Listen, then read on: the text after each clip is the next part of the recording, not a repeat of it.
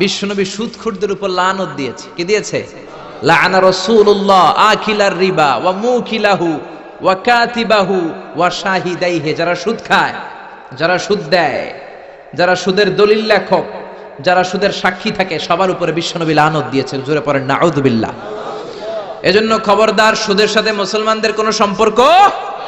বিশ্বনবী বলেছেন আর রিবা সালাসু ওয়া সাবউনা বাবান, সুদের রয়েছে 73টা গুনাহ। কয়টা গুনাহ? আরো জোরে বলেন কয়টা? সুদের মধ্যে 73টা গুনাহ। আইসারুহা আইয়ান কাহার রাজুল উম্মা, 73টা গুনার মধ্যে সবচাইতে ছোট্ট গুনাহ হলো নিজের মায়ের সাথে জিনা করা। 73টা গুনাহ, আর সবচেয়ে ছোট গুনাহ হচ্ছে আইয়ান কাহার রাজুল উম্মা, ব্যক্তি তার মায়ের সাথে জিনা করবে। এটা যদি সবচেয়ে ছোট গুনাহ হয়, তাহলে বড় গুনার অবস্থা কি? বড় গুনাহটা কি জানার দরকার আছে না নাই? আল্লাহ সেটাও বলে দিলেন, ফাআযানু বিহারবিম মিনাল্লাহি ওয়া রাসূলিহি। সুদের সবচেয়ে ছোট গুনাহ মায়ের সাথে জিনা করা, আর সুদের সবচেয়ে বড় গুনাহ আল্লাহর সাথে যুদ্ধ করা। করবেন নি? পারা যাবে না আল্লাহর সাথে যুদ্ধে? সে আল্লাহ কবে থেকে ক্ষমতায় বসা? এখন তো আল্লাহ বুড়া হয়ে গেছে। হ্যাঁ, আল্লাহর ক্ষমতা কি আগের মতো আছে? জোরে বলেন আছে। এজন্য সুদের সবচেয়ে ছোট গুনাহ মায়ের সাথে জিনা, সবচেয়ে বড় গুনাহ কার সাথে? যুদ্ধ। আরো জোরে বলেন। এজন্য বিশ্বনবী বলতেন ইজতানিবু আস-সাবআল মুবিকাত, 7টা ঈমান বিধ্বংসী, আমল বিধ্বংসী কাজ থেকে তোমরা বেঁচে থাকবা। 1 নম্বরে হলো শিরক, আল্লাহর সাথে শিরক করবা না। 2 নম্বরে হলো মাতা পিতার সাথে অবাধ্যতা করা। 3 নম্বরে জাদু দেখানো, জাদু টুনা করা। 4 নম্বরে অন্যায় ভাবে কাউরে হত্যা করা। 5 নম্বরে এতিমের সম্পদ খাওয়া। 6 নম্বরে কোন নারীকে অন্যায় ভাবে জিনার অপবাদ দেওয়া। 7 নম্বরে সুদ খাওয়া। কি খাওয়া? এই 7টা কাজ করলে আপনার ঈমানটাকে ধ্বংস করে দিবে কে? চিল্লায় বলেন কে? এজন্য দুনিয়াতে যারা সুদ খায় তাদের সম্পদে কোনো বরকত নাই, তাদের শুধু রোগ আর রোগ, টেনশন আর টেনশন। আছে না নাই? আবার বিশ্বনবী বললেন যারা সুদ খায় তাদের 3টা শাস্তি। কয়টা? আরো জোরে বলেন কয়টা? 1 নম্বরে কিয়ামতের দিন আল্লাযীনা ইয়াকুলুনার রিবা লা ইয়াকুমুনা ইল্লা কামা ইয়াকুমুল্লাযী ইয়াতাখাব্বাতুহুশ শাইতানু মিনাল মাস। সুদের 1 নাম্বার শাস্তি, কিয়ামতের দিন সুদখোর যখন কবর থেকে উঠবে, রব্বুল আলামিন তাকে জিনে ধরা রোগীর মতো, পাগলের মতো উঠায় দিবে। সুদখোর কবর থেকে উঠে ভূতে ধরা রোগীর মতো, জিনে ধরা রোগীর মতো, পাগলের মতো লাফাতে লাফাতে উঠবে। তারে দেখে কিয়ামতের ময়দানের সবাই বুঝবে লোকটা হলো সুদখোর। কি খোর? আরো জোরে বলেন। এটা হচ্ছে 1 নাম্বার শাস্তি। 2 নাম্বার শাস্তি বিশ্বনবী বললেন, আমি স্বপ্নে দেখলাম কিছু লোকের পেট হচ্ছে বিশাল বড় ঘরের মতো, আর ওই পেটের ভেতরে দেখলাম ভয়ঙ্কর বিষাক্ত সাপ। জিব্রাইল রে বললাম, ও জিব্রাইল, মান হাউলা, এরা কারা? বিশ্বনবী বললেন, হাউলাই আকালাতুর রিবা, এরা হলো আপনার উম্মতের মধ্য থেকে যারা সুদ খেয়েছে, ওই সুদখোর লোকগুলা। পড়েন নাউযুবিল্লাহ।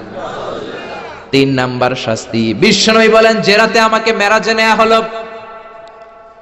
রাআইতু লাইলাতা উসরিয়া বি, মেরাজের রাতে আমি দেখলাম রক্তের একটা নদী। ওই নদীর উপর কিছু লোক সাঁতার কাটে। কিসের নদী? দেখছেন কোনদিন রক্তের নদী? আমরা কোনদিন দেখেছি? রক্তের একটা নদীর ভেতরে কিছু লোক সাঁতার কাটে। সাঁতার কাটতে কাটতে বাঁচার জন্য যখন পারে আসতে চায়, তীরে আসতে চায়, কিছু ফেরেশতারা অনেক বড় বড় পাথরের খণ্ড নিয়ে বসা, তীরের দিকে আসতে চাইলে প্রচন্ড জোরে পাথর নিক্ষেপ করে তার চেহারার দিকে। পাথরের আঘাতে ওই লোকটার চেহারা ছিন্ন বিচ্ছিন্ন হয়ে যায়। লোকটা চিৎকার করতে করতে আবার রক্তের নদীর মাঝখানে চলে যায়। আবার তীরে আসতে চাইলে আবার পাথর আছে না নাই? জোরে বলেন। বিশ্বনবী বললেন, মান হাউলা ইয়া জিবরিল, ও জিব্রাইল, এরা কারা? বিশ্বনবী বললেন, এরা হলো আপনার সুদখোর উম্মত। এরা কারা? এজন্য সুদ খাওয়া যাবে? জোরে বলেন, সুদ খাওয়া যাবে? খবরদার, সুদ খাওয়া যাবে না। সুদের বিপরীতে আমরা ব্যবসা করব। ব্যবসায় বরকত দিয়েছে কে? বিশ্বনবী বললেন, রিজিককে আল্লাহ 10 ভাগ করেছেন, তার 1 ভাগ দিয়েছেন পৃথিবীর অন্যান্য পেশার ভেতরে, আর 9 ভাগ দিয়ে দিয়েছেন ব্যবসার ভেতরে। সুবহানাল্লাহ। রিজিকের 9 ভাগ থাকে ব্যবসার ভেতরে। এজন্য সুদ খাওয়া যাবে না। সুদের সাথে ইসলামের কোনো সম্পর্ক। আমরা ব্যবসা করব। আপনি মুশারাকা সিস্টেমে, মুদারাবা সিস্টেমে, আপনি মুরাবাহা সিস্টেমে ব্যবসা করেন, ওই ব্যবসায় বরকত দিবে কে? জোরে বলেন কে? সুদ হারাম এই কারণে, কারণ টাকার ভেতর থেকে টাকা আসে না। আপনি 1 লক্ষ টাকার একটা বান্ডিল আপনার আলমারির ভেতরে আজকে রাখলেন, 1 বছর পরে খোলার পরে এটা কি 1,10,000 টাকা হবে? 1,05,000, 1,02,000, 1,10 টাকা, 1,05 টাকা, 1,01 টাকা, 1 টাকাও পারবে না। কত থাকবে? 1 লাখই থাকবে।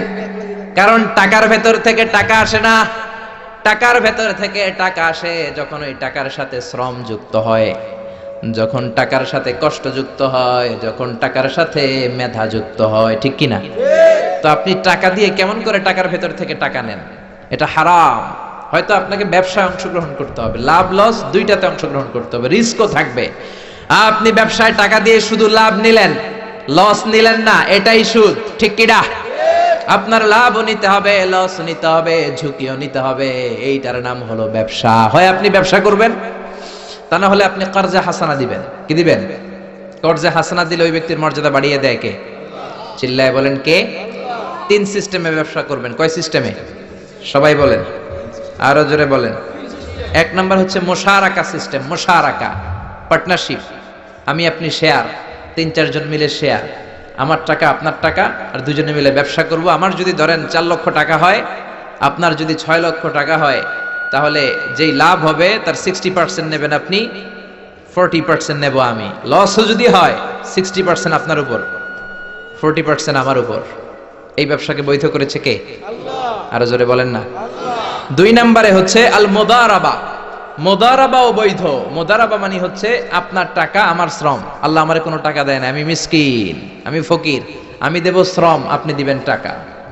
কত পার্সেন্ট লাভ হলে কে কতটা নিব এটা আমরা ভাগ করে নিব।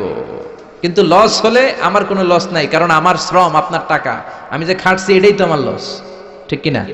কথা বলেন। আর টাকা যেহেতু আপনার, পুরো লস নেবেন আপনি। এই সিস্টেমও ব্যবসা যায়। 3 নাম্বার হচ্ছে আল মুরাবাহা। বুঝার চেষ্টা করেন, আমার ঘরে ফ্রিজ নাই, ফ্রিজের দাম 1 লক্ষ টাকা। কয় লাখ টাকা? আপনি আমারে বাজার থেকে 1 লক্ষ টাকা দিয়ে একটা ফ্রিজ কিনে আমার কাছে 1,20,000 টাকায় বিক্রি করবেন। এটা আমি কিস্তিতে দিব আপনারে, 6 মাসের কিস্তিতে দিব। আপনার লাভ হচ্ছে আপনি 1 লক্ষ টাকা দিয়ে কিনে 1,20,000 বিক্রি করছেন, 20,000 লাভ। আর আমার লাভ হচ্ছে আমার কাছে কোনো টাকা নাই, আমি ফ্রিজের মালিক হয়ে গেলাম, কিস্তিতে দিয়ে 6 মাস পরে আমি টাকাও পূর্ণ করে দিলাম। এটাকে বলে মুরাবাহা। শাহজালাল ইসলামী ব্যাংক, আল রাফা ইসলামী bank, Bangladesh Islamic bank limited, এই 3টার সিস্টেমে আপনাদের সাথে বিজনেস করে। আল মুদারাবা, আল মুশারাকা, আল মুরাবাহা। যেই সিস্টেমে আপনি করেন না কেন, এগুলোর কবুল করে নিবে কে? আল্লাহ। কিন্তু এগুলো না করে 100 টাকার বান্ডিল দিয়ে বললেন এই নাও 100 টাকার বান্ডিল, এখানে 10,000 টাকা আছে, সুদে লাগালাম, মাসে দিবা 1,000। কয় হাজার? আরো জোরে বলেন। এখন মাস শেষে 1,000 দিতে পারে না, ওইটার উপর আবার বাড়তে শুরু করলো। আল্লাহ বলে লা তাকুলু আর রিবা আদাআফা মুদাআফা। খবরদার, চক্রবৃদ্ধি হারে সুদ খেও না, মাহাজনী সুদ খেও না। কার কথা? আরো জোরে বলেন, কথাটা কার? মাহাজনী সুদ খাওয়া যাবে না, চক্রবৃদ্ধি হারে সুদ খাওয়া যাবে না। তাহলে ব্যাংকের সুদ খাওয়া তো যাবে না? ব্যাংকের সুদ খাওয়া যাবে না। ব্যাংকের সুদও হারাম, আর চক্রবৃদ্ধি হারে মাহাজনী সুদ, এটা অনেক ভয়ঙ্কর হারাম। গ্রামে গঞ্জে এরকম আছে না নাই? 10,000 টাকায় মাসে 1,000 টাকা সুদ। কথা কন, কথা কন, কথা কন। আছে। এখন দিতে পারে না, সুদ আবার বেড়ে যায়। এখন 2,000 হয়ে গেছে, এরপরের মাসেও দিতে পারে না, 3,000 হয়ে যায়। এরপরে কে আসলটা দেয়া লাগবে না, তুই সুদ চালা। কি চালা? সুদ চালাইতে চালাইতে বাড়ি নাই, ভিটা নাই, জমি নাই, টিউবওয়েল নাই, পরনের লুঙ্গিও নাই। আছে না নাই? এটার বলে মহাজনী সুদ, এটার বলে চক্রবৃদ্ধি হারে সুদ। এই সুদ খাওয়া যাবে না। এজন্য সুদ আপনি খেলে এই সুদের, এই সম্পদের ভেতরে কোনো বরকত নাই, এটাকে ধ্বংস করে দিবে কে? চিল্লায় বলেন কে? এজন্য আপনি ব্যবসা করবেন। আল্লাহ বললেন হাল্লাল্লাহুল বাইআ ওয়া হারামার রিবা। আমি আল্লাহ ব্যবসাকে তোমাদের জন্য হালাল করলাম, সুদকে করলাম হারাম। এখন আমরা সুদ খাবো না ব্যবসা করব? জোরে বলেন, সুদ না ব্যবসা? ব্যবসার সিস্টেম হচ্ছে আপনাকে লাভ লস দুইটাতে অংশগ্রহণ করতে হবে। আপনি যদি বলেন না আমি শুধু লাভ নিব, লস নিব না, এটা ব্যবসা হবে? এটা সুদ হবে। এটা কি হবে? চিল্লায় বলেন কি হবে? এরপর ইসলাম বলে লা মাইসার, কোনো জুয়া চুরি থাকবে না। বিজনেসের মধ্যে জুয়া চুরি নাই, মানে লটারি নাই। কিন্তু বাংলাদেশে লটারি সিস্টেম আছে না নাই? 10 টাকায় 40 লক্ষ টাকা আছে না নাই? এটা সরাসরি জুয়া চুরি, এটার সাথে ইসলামের কোনো সম্পর্ক নাই। এর কারণ হচ্ছে আমরা 10 টাকা দিয়ে লটারি কিনি, পাই এরকম একটা কাগজ, এই লটারির একটা নাম্বার থাকে এখানে, ঠিক কিনা? আর লেখা আছে 10 টাকায় প্রথম পুরস্কার 40 লক্ষ টাকা। লক্ষ লক্ষ মানুষ 10 টাকা দিয়ে এটা কিনে, কেনার পর যেদিন ড্র হবে, রাফেল ড্র, একজন পায় 40 লাখ, আরেকজন পায় 30 লাখ, আরেকজন পায় 20 লাখ, আরেকজন 10 লাখ, পঞ্চম পুরস্কার পায় 1 লাখ, আর লক্ষ লক্ষ মানুষ এই কাগজ পানিতে ভিজায় খায়। চিল্লায় কোন ঠিক কিনা? এটার নাম হচ্ছে জুয়া চুরি, এটা জায়েজ নাই। কিন্তু এই লটারির কাগজের সাথে যদি আপনার একটা কলম দিয়ে দেয়, এটাকে জায়েজ করার সিস্টেম আছে। এই 10 টাকার লটারির, যখন আপনি লটারিটা কিনবেন, আপনাকে যদি একটা কলম দিয়ে দেয়, তাহলে কেমন যেন আপনি 10 টাকা দিয়ে একটা কলম কিনলেন। এটা ব্যবসা, এটা হচ্ছে ব্যবসার সুরা, এটা জায়েজ আছে না নাই? তার মানে লক্ষ লক্ষ মানুষ যখন লটারি কিনলো, সাথে পেলে একটা কলম, এরপরে ড্র হওয়ার পরে একজন পাবে 40 লাখ, আরেকজন 30 লাখ, একজন 20 লাখ, আরেকজন 10 লাখ, আর লক্ষ লক্ষ সবাই পাইছে একটা করে কলম। তার মানে আমরা সবাই কিছু না কিছু পাইছি।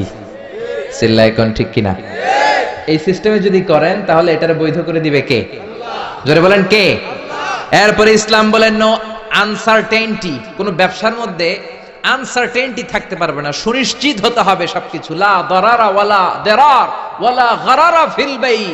বেচা কিনার মধ্যে কোনো ধোঁকাবাজি থাকতে পারবে না, অনিশ্চয়তা থাকতে পারবে না। অনেকে উড়ন্ত কবুতর বিক্রি করে, আছে না নাই?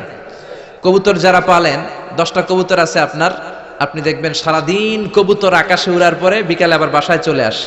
আপনি বললেন এই যে 10টা কবুতর আকাশে উড়ে, এই 10টা কবুতর আপনার বিক্রি করে দিলাম, এক একটা 100 টাকা করে, 10টায় কত হয়? 1000 টাকা বিক্রি করে দিয়েছেন। এই বিক্রি শরীয়ত সম্মত হয় না। এর কারণ, প্রতিদিন কবুতরগুলো বিকেল বেলা উড়ার পরে সন্ধ্যাবেলায় ফিরে, আজকে বিকেলে নাও ফিরতে পারে। যেরকম ঠিক কিনা? আজকে 10টা কবুতর যদি অন্যদিকে চলে যায়, 1000 টাকা লিয়ে কিলাকিলি আছে না নাই? ইসলাম বলে কিলাকিলির কোনো সুযোগ নাই। কবুতরগুলো নামবে, 10টারে তুমি ধরবা, কবজ করবা, তার হাতে হ্যান্ড ওভার করবা, তারপরে বিক্রি করবা। এটারে জায়েজ করে দিবে কে? এরপরে পুকুরের মধ্যে মাছ থাকা অবস্থায় কেনা বেচা জায়েজ নাই। এরকম কেনা বেচা বাংলাদেশে আছে না নাই? আন্দাজে মানুষে শখের বসে কিনে ফেলে, পুকুরের মধ্যে বুদবুদ করতেছে, ভাবতেছে হাজার হাজার মাছ কিনছে, 10 লক্ষ টাকা দিয়ে কিনে ফেলছে। কই মাছের পুকুর, উঠায় দেয় 20 কেজি কই আর 50 কেজি কাঁকড়া আর 70 কেজি ব্যাং, আছে না নাই? এরপরে কিলাকিলি আছে না নাই? এজন্য ইসলাম বলে না, কবুতরটা হাতের মধ্যে কবজ করার পরে যেমনি বিক্রি করলাম, মাছগুলাও জাল দিয়ে তোলো, তারপরে গনে গনে বিক্রি করো, কবুল করে নিবে কে? গাভীর ওলানের মধ্যে দুধ রেখে বিক্রি করা জায়েজ নাই। ওলান এত ফিলা গেছে এরকম, এটা মনে হচ্ছে যে 20 কেজি, দহন করার পরে পাওয়া গেছে 5 কেজি, এরকম আছে না নাই? কারণ এটা দুধের কারণেও ফুলতে পারে, টিউমারেও ফুলতে পারে, ঠিক কিনা? এজন্য ইসলাম বলে লা গারারা ফিল ইসলাম। ইসলামে কোনো গারারা নাই, ধোঁকাবাজি নাই, আনসার্টেনটি নাই, অনিশ্চয়তার মধ্য দিয়ে, হাওয়ার মধ্যে কোনো বিজনেস নাই। আগে জিনিসটা তোমার হাতে নাও, তারপরে বিক্রি করো, কবুল করে নিবে কে? শেয়ার বাজার নিয়ে প্রশ্ন করে, যেই প্রোডাক্টের ব্যবসা হালাল, ওই প্রোডাক্টের শেয়ারও হালাল। চিল্লায় বলেন ঠিক কিনা? এরপরে বিশ্বনবী বললেন মান গাশশানা ফালাইসা মিন্না। বেচা কিনার মধ্যে যে আমার উম্মতদের মধ্যে যে অন্যকে ধোঁকা দেয়, সে আমার উম্মত হতে পারে। ধোঁকাবাজির ব্যবসা বাংলাদেশে আছে না নাই? ফলের দোকানে গেলে দেখবেন চকচকে যেই সাইডটা, ওই সাইডটা ক্রেতার দিকে রাখে, পচা জায়গাটা নিচের দিকে রাখে, এরকম ব্যবসায় আছে না নাই? বিশ্বনবী মদিনার বাজারে গমের দোকান পরিদর্শন করতে গেলেন, যে দেখলেন গমের স্তূপ, বিশ্বনবী গমের ভেতরে হাত ঢুকায়া দিলেন। উপরে দেখা যায় শুকনা গম, ভিতরে দেখা যায় ভিজা গম। বিশ্বনবী বললেন মান গাশশানা ফালাইসা মিন্না। যে আমাদেরকে ধোঁকা দেয়, সে আমাদের উম্মত নয়। The person who deceives us, he is not among us. যে আমাদেরকে ধোঁকা দেয়, সে আমাদের উম্মত হতে পারে। চিল্লায় বলেন উম্মত হতে পারে। এজন্য এই ধোঁকাবাজি করে কোনো ব্যবসা করা যাবে? জোরে বলেন। আর সুদের সাথে আমাদের কোনো সম্পর্ক? চিল্লায় বলেন সম্পর্ক। সুদকে ধ্বংস করে দিবে কে? আর ব্যবসায় বরকত ঢুকিয়ে দিবে কে? বরকতে বিশ্বাস করেন তো? বিশ্বাস করেন? অল্পের ভেতরেও বরকত হতে পারে, 1000 কোটি টাকার মধ্যেও বরকত নাও থাকতে পারে। চিল্লায় বলেন ঠিক কিনা? এজন্য আজ থেকে সুদের সাথে আমাদের কোনো সম্পর্ক নেই, আমরা ব্যবসা করব মুশারাকা সিস্টেমে, মুদারাবা সিস্টেমে, মুরাবাহা সিস্টেমে ব্যবসা করব। অল্প প্রফিট হলো এটার মধ্যে বরকত দিবে কে? আরো জোরে বলেন কে? আর সুদের ব্যবসা করবেন না তো? কারা কারা আজকে থেকে সুদের কোনো ব্যবসার সাথে জড়িত থাকবেন না? 2 হাত উঁচু করে আমার আল্লাহর দেখা। আল্লাহ আমাদের হাতগুলোকে তুমি কবুল করো। চিল্লায় পড়েন আমিন। সুদের আলোচনা ভাল লাগতেছে না? না, একেবারে উপরে এসে পড়ছে না? এই সুদের সাথে ইসলামের কোনো সম্পর্ক নাই। আল্লাহ সুদ থেকে আমাদেরকে বাঁচাক। আল্লাহ আমাদের হালাল রিজিকে বরকত দিক। আরো জোরে পড়েন আমিন। আমি আমার খুতবার শুরুতে সূরাতু বানী ইসরাইলের ছোট্ট একটা আয়াত তেলাওয়াত করেছি। আসুন এই আয়াতের আলোকে আপনাদের সাথে কিছু কথা শেয়ার করি, যদি আপনারা মনোযোগী হন। শুনবেন শুনবেন শুনবেন শুনবেন। রব্বুল আলামিন বলেন, ওয়াকাদা রাব্বুকা আল্লা তা'বুদু ইল্লা ইয়াহু ওয়া বিল ওয়ালিদাইনি ইহসানা। আল্লাহ বললেন, গোলাম আমার ফয়সালা দুইটা, এই দুইটা ফয়সালা হলো স্পেশাল ফয়সালা, অনড় ফয়সালা। এই ফয়সালার কোনো নড়চড় নাই, এই ফয়সালার কোনো পরিবর্তন নাই। প্রথম ফয়সালাটা হলো আল্লাহ তা'বুদু ইল্লা ইয়া, ইবাদত হবে একজনের, তিনি কে?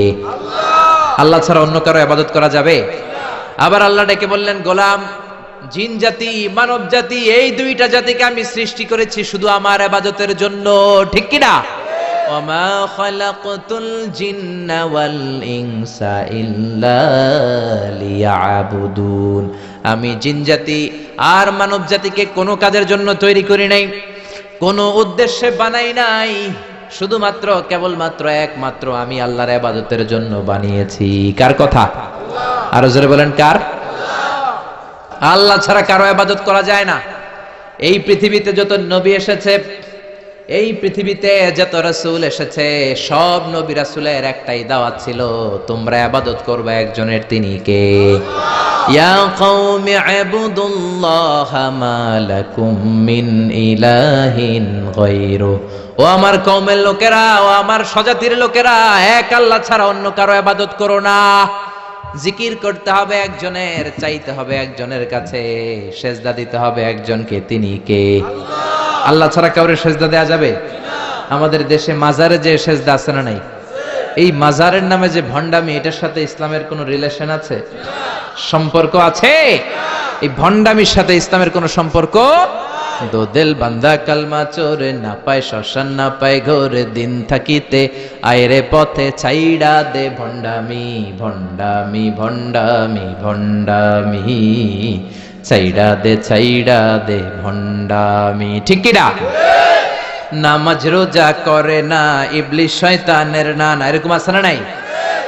নামাজ রোজা করে না, ইবলিস শয়তানের নানা, ধর্মের একখান খুঁটি ধইরা কয়দিন করবা হয়রানি, ভণ্ডামি ভণ্ডামি ভণ্ডামি, ছাইড়া দে ভণ্ডামি, ঠিক কি না?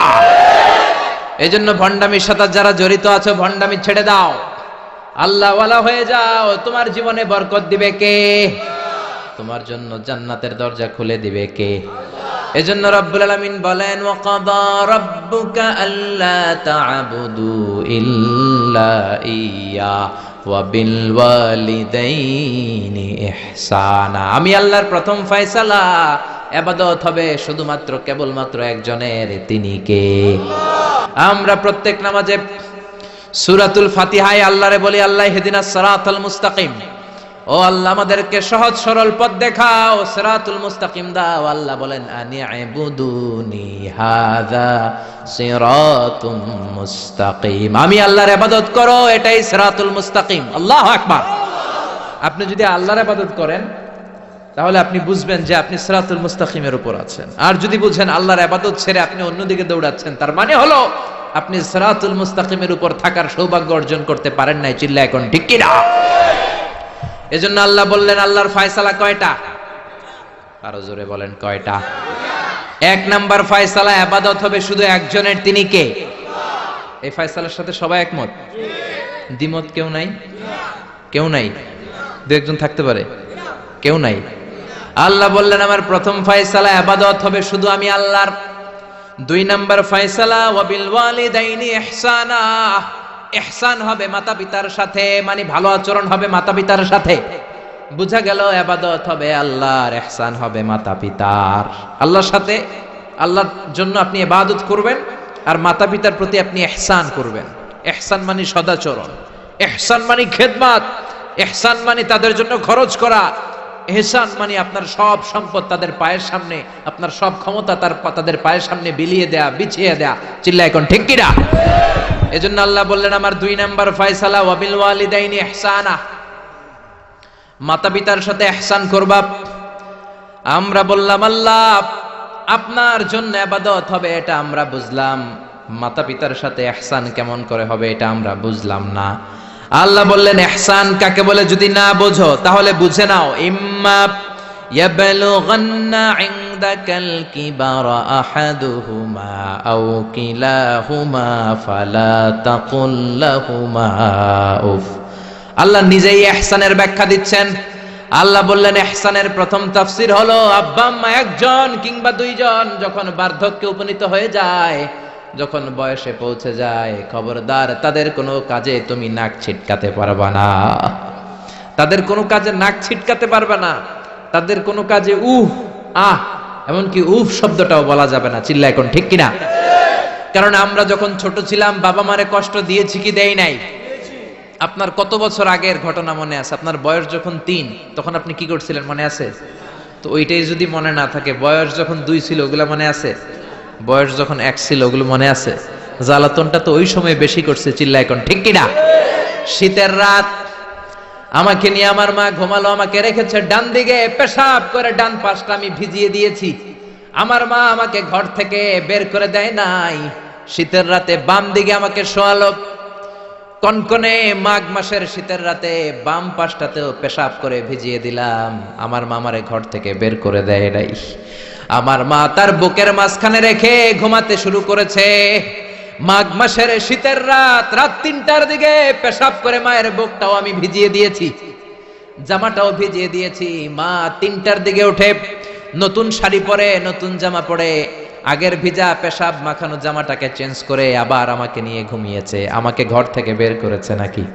জোরে বলেন। এজন্য আল্লাহ বুঝাতে চাইলেন, গোলাম ছোট্টবেলা যেমনি কষ্ট দিয়েছো, মা বাবা রেগে যায় নাই, তোরে লাথি মেরে ঘর থেকে তাড়ায় দেয় নাই, তোরে এতিমখানায় দেয় নাই।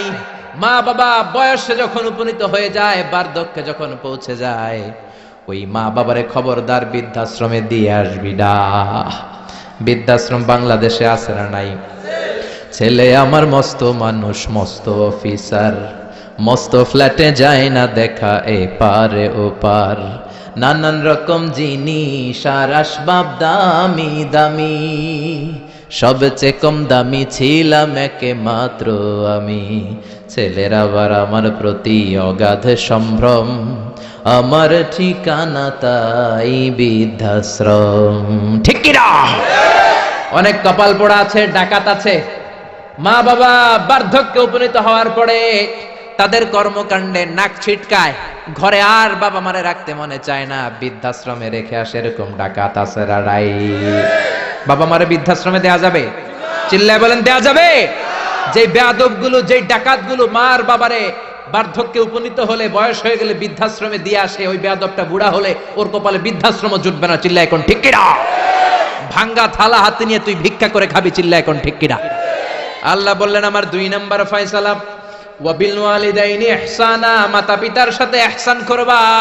ইহসানের প্রথম ব্যাখ্যা, ইম্মা ইয়াবলুগান্না ইনদাকাল কিবারা আহাদুহুমা আও কিলাহুমা ফালা তাকুল লাহুমা উফ। মা বাবার একজন কিংবা 2জন যদি বার্ধক্যে উপনীত হয়ে যায়, খবরদার মা বাবারে বৃদ্ধাশ্রমে দিও না। মা বাবা পেশাব করে দিতে পারে, পায়খানা করে দিতে পারে, তোমাকে যেমনি পরিষ্কার করে আদর যত্ন করেছে তুমিও পরিষ্কার করবা, মা বাবার খেদমত করবা, তোমার জীবনটারে উজালা করে দিবে কে? আল্লাহ বললেন ইহসানের 2 নাম্বার ব্যাখ্যা, ওয়ালা তানহারহুমা, মা বাবারে ধমক দিও না। অনেক বেয়াদব ছেলে মেয়ে আছে, মা বাবার সাথে ঝিড়কি দিয়ে কথা বলে, ধমক দিয়ে কথা বলে, এলাকার লোকদের সাথে যখন কথা বলে ভদ্র ভাষায় কথা বলে, ঘরে ঢুকলে মায়ের গালি দেয়। আছে না নাই? বাবারে ডাকে বুড়া, মারে ডাকে বুড়ি। আছে না নাই? তুমি কেমন করে মায়ের বুড়ি ডাকো, বাবারে বুড়া ডাকো? তোমার বাপ মা তো বুড়া হয়েছে তোমার কারণে। তোমারে মানুষ করতে যে তোমার মা বাবা তাদের জীবন যৌবন হারিয়েছে, তোমারে মানুষের মতো মানুষ করতে যে তারা তাদের জমি হারিয়েছে, তোমারে বিদেশ পাঠাতে যে তারা তাদের ভিটেমাটি হারা হয়েছে। যেই বাবা মা তোমার জন্য সব কিছু ছেড়েছে, খবরদার ফালা তানহারহুমা, ওই বাবা মারে ধমক দিবা না। কার কথা? চিল্লায় বলেন কার? এরপর আল্লাহ বললেন ওয়ালা তানহারহুমা ওয়া কুল লাহুমা কওলান কারীমা, তাদেরকে ধমক দিবা না, বরং তাদের সাথে ভালো আচরণ করবা, কোমল ভাষায় কথা বলবা। যত ভদ্রতা তুমি জানো, যত কার্টিসি তুমি জানো, যত সফটনেস তোমার জানা আছে, যত ভদ্রতা তুমি শিখেছো, সব ভদ্রতা তুমি ইউজ করবা তোমার মা বাবার সাথে। যত কোমল ভাষা তুমি জানো, যত শুদ্ধ কথা তুমি জানো, সব তোমার মা বাবার জন্য তুমি ইউজ করবা। চিল্লা এখন ঠিক কিনা? এরপরে রাব্বুল আলামিন বললেন ওয়াখফিদ লাহুমা জানাহায যুল্লি মিনার রাহমাতি ওয়া কুর রাব্বিরহামহুমা কামা রাব্বায়ানি সাগীরা, তাদের জন্য রহমতের ডানা বিছিয়ে দাও। তোমার যত ক্ষমতা আছে মা বাবার পায়ের সামনে ঢেলে দাও, যত অর্থ আছে তাদেরকে তুমি বিলিয়ে দাও। আর বাবা মা একজন কিংবা দুইজন যদি দুনিয়া ছেড়ে বিদায় নেয়, তাদের কবরের সামনে দাঁড়িয়ে চোখের পানি ছেড়ে পড়তে আরম্ভ করে দাও রব্বিরহামহুমা কামা রাব্বায়ানি সাগীরা ওয়া কুর রাব্বিরহামহুমা কামা রাব্বায়ানি সাগীরা। ও আল্লাহ, ছোট্টবেলা বাবা মা যেমনি আমার আদর দিয়ে সোহাগ দিয়ে কাছে টেনে নিয়েছে, কিয়ামতের দিন কবরের ভেতরে তুমিও আমার বাবা মারে আদর করে কাছে টেনে নিও। পড়ে না আমিন? চিল্লায় পড়ে না আমিন? এজন্য ইবাদত হবে একজনের, তিনি কে? আর ইহসান হবে কার সাথে? এজন্য মা বাবার দোয়ার দরকার আছে না নাই? পৃথিবীর যত আল্লাহর ওলি আছে, যত পীর সাহেব আছে, সবাই এই পুরো কোরআন খতম করে যদি একটা গ্লাসের পানির মধ্যে ফু দেয়, আর আপনার আম্মা শুধু বিসমিল্লাহ বলে আর একটা গ্লাসের পানির ভেতরে ফু দেয়, আল্লাহর কসম আপনার মায়ের দোয়াটা আগে কবুল হয়ে যাবে। এজন্য মা বাবার খেদমত করেন। আপনার বড় পীর সাহেব হলো আপনার বাবা, আপনার বড় পীর সাহেব হলো আপনার মা। দুনিয়ার সবাই দোয়া করলে ওই দোয়া মিস হয়ে যেতে পারে, মা বাবা দোয়া করলে মিস হবে নাকি? হবে। অনেক ডাকাইত আছে দেখবেন মাজারের উপরে মশারি দেয়, আছে না নাই?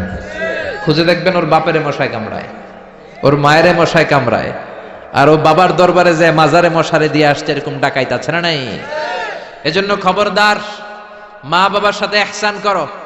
বিশ্বনবী মসজিদে নববীতে মিম্বারের এক তলার মধ্যে পা রাখলেন, আওয়াজ করে বললেন আমিন। দ্বিতীয় তলার ভেতরে পা রাখলেন, আওয়াজ করে বললেন আমিন। তৃতীয় স্টেপে পা রেখে বিশ্বনবী পড়লেন আমিন। সাহাবারা বললেন নবী তিনবার আমিন বললেন, কেন বললেন বুঝলাম না। বিশ্বনবী বললেন প্রথম স্টেপে যখন পা রাখলাম, জিব্রাইল এসে বলল রমজান মাস পাওয়ার পরে রোজা রেখে ইবাদত করে যেই বান্দা গুনাহ মাফ করতে পারে নাই, তার উপরে আল্লাহর লানত। আমি বিশ্বনবী পড়লাম আমিন। দ্বিতীয় স্টেপে পা রাখলাম, জিব্রাইল বলল মাতা পিতা পাওয়ার পরে যারা মাতা পিতার খেদমত করে নিজের জীবনের গুনাহ ঝরাতে পারে নাই, জান্নাত কামাতে পারে নাই, তাদের উপরও আল্লাহর লানত। আমি বিশ্বনবী বললাম আমিন। 3 নাম্বার স্টেপে বিশ্বনবী বললেন আমার নাম শোনার পরে আমার যে উম্মত আমার উপর দরুদ পড়ল না, তাদের উপর আল্লাহর লানত। আমি বললাম আমিন। পড়েন সাল্লাল্লাহু আলাইহি ওয়াসাল্লাম, চিৎকার করে পড়েন সাল্লাল্লাহু। এজন্য মাতা পিতার খেদমতের দরকার আছে না নাই? গোটা বিশ্বটা একদিকে, মায়ের দোয়া আরেকদিকে। চিল্লায় বলেন ঠিক কিনা? আপনি বুলেট মারলে বুলেট মিস হতে পারে, ড্রোন হামলা করলে মিস হতে পারে, মায়ের দোয়া মিস হবে? জোরে বলেন মিস হবে? এক সাহাবী বলল নবী আইয়ুল আমালে আফদাল, সবচেয়ে সেরা আমল কোনটা? বিশ্বনবী বললেন সবচেয়ে সেরা আমল হলো আসসালাতু ফি ওয়াক্তিহা, সময় মতো নামাজ পড়া। 2 নম্বরে বললেন বিররুল ওয়ালিদাইন, মাতা পিতার খেদমত করা।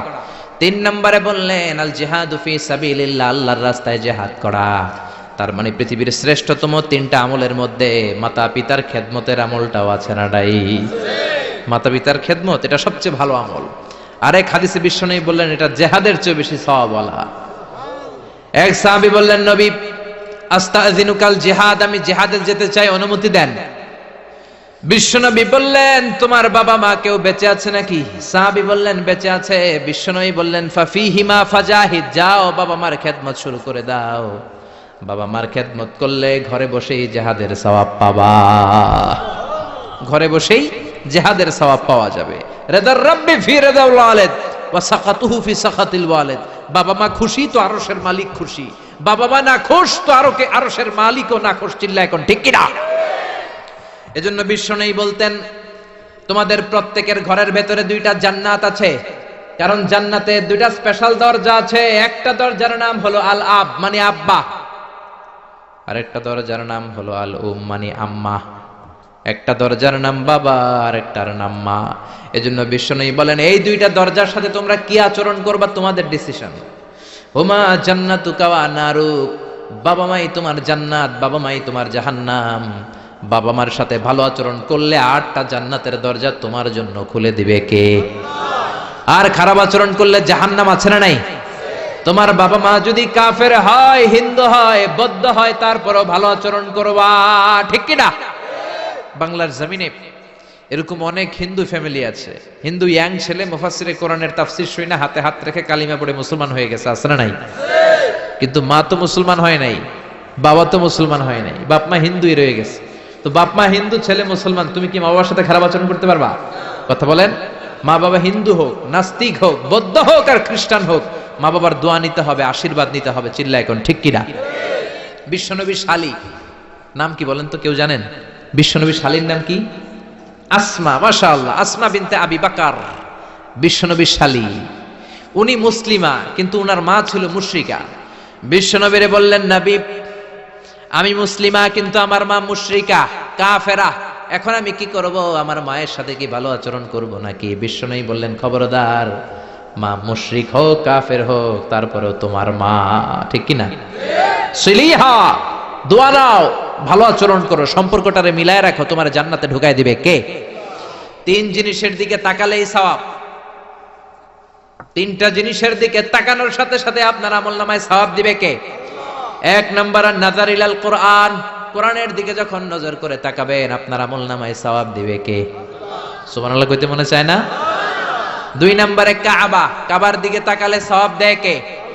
3 নম্বরে নাযার ইলা ওয়াজহিল ওয়ালিদাইন, মাতা পিতার চেহারার দিকে নজর করে তাকালে সওয়াব দেয় কে? এজন্য বিশ্বনবী বললেন সালাসু দাওয়াতিন মুস্তাজাবাত, 3 ব্যক্তির দোয়া কোনোদিন আল্লাহ ফিরায় না। 1 নম্বরে দাওয়াতুল মুসাফির, মুসাফিরের দোয়া। আপনি সফর করেন না মাঝে মাঝে, কক্সবাজারে যাচ্ছেন, সিলেট যাচ্ছেন, এই যে গাড়ির মধ্যে বসে আছেন, ওই সময় আপনি দোয়া করবেন বেশি বেশি। এই সফর অবস্থায় দোয়া করলে ওই দোয়া কবুল করে কে? 2 নম্বরে দাওয়াতুস সাইম, রোজা রেখে দোয়া করলে কবুল করে কে?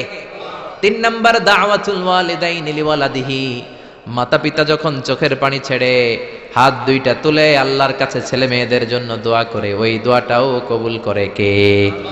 এজন্য সবার আগে দোয়া চাইবেন মা বাবার কাছে। কার কাছে? আমাদের কাছে অনেকে দোয়া চায়, আমরা বলি আরে তোমার মায়ের কাছে চাও, তোমার আব্বার কাছে চাও। আমার দোয়া তোমার জন্য কবুল হতেও পারে, নাও হতে পারে, কিন্তু তোমার মা তো তোমার জন্য মুস্তাজাবুদ দাওয়া, তোমার বাবা তো তোমার জন্য মুস্তাজাবুদ দাওয়া। তোমার মা হাতটা তোলার সাথে সাথেই কবুল। চিল্লা এখন সুবহানাল্লাহ।